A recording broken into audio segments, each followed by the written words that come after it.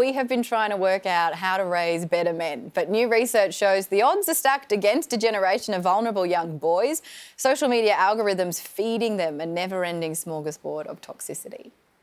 Fake nude photo scandal. Male students ranking their classmates. Sexualised images of female students. It's headlines like these triggering a reckoning over how to tackle the online messaging that shapes our young men.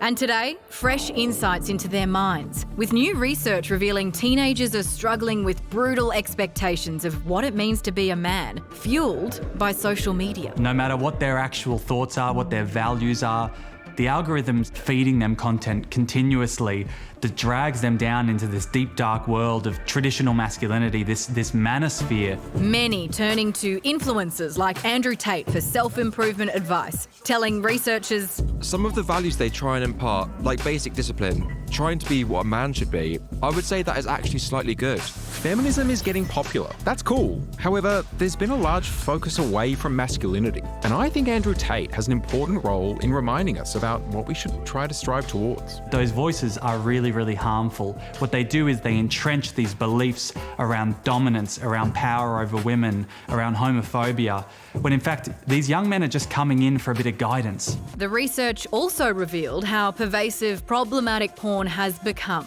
with algorithms relentlessly pushing sex on young men even when they don't want it.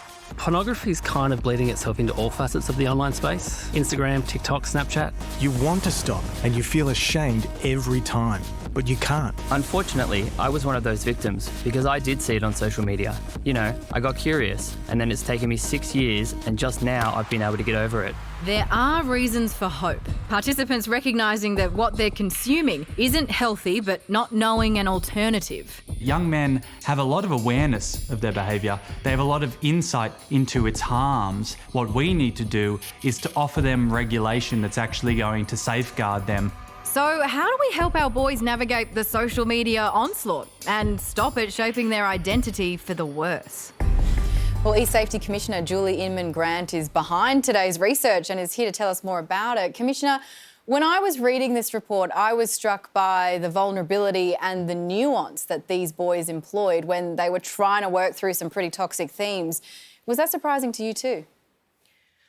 It was and it wasn't, but what made me feel a little bit pleased and proud is young men are actually saying, ooh, we find online pornography a little bit damaging, a little bit corrosive, and we're actually stopping and thinking before we send those intimate images without consent because we don't want to be that dickhead.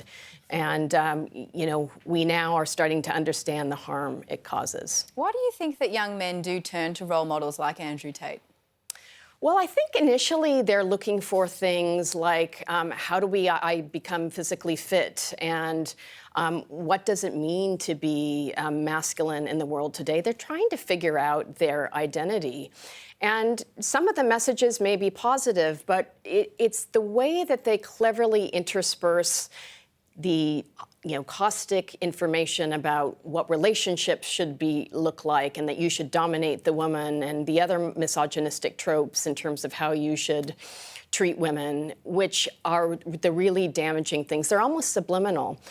But again, it's not a fair fight because when you think about the algorithms and the way the platforms are designed for surveillance by design and for capturing more engagement and more revenue, the more outrageous these claims become, the more likes they get, the more money they get. And frankly, we need a global network of regulators to combat this huge, powerful, wealthy, and stealthy group of global technology companies that have largely been unregulated for the past 30 years. Well, banning kids or banning people under the age of 16 from social media is a concept that's gaining this bipartisan kind of support.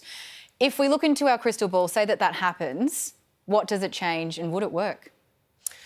Well, I think we have to think a lot about what does the evidence tell us is the right age? How do we even define social media, knowing that young people are using technology in different ways? The other thing that I would say is not sure that, prohibitions, bans, or forms of digital abstinence have ever been the full suite of what is required. We will need digital literacy. We will need the companies doing more. And more importantly, we need to keep the platforms that they come to when they're 16 and beyond safer than they are today. Commissioner, one last thing before you go. We're a week on from you dropping your case against X. Where are you at in your battle against Elon Musk now? Right now, I'm gearing up for another fight in federal court where X Corp failed to comply with the transparency notice around what they were doing to take down child sexual abuse material. I fined them, and they failed to pay the infringement notice. So these are really, if we can't work with these companies to address the most acute harms, illegal content like child sexual abuse material and terrorist content, how are we going to deal with, I suppose you'd say, lesser harms like misogynistic content? Commissioner, we really appreciate your time. Thank you. Thank you.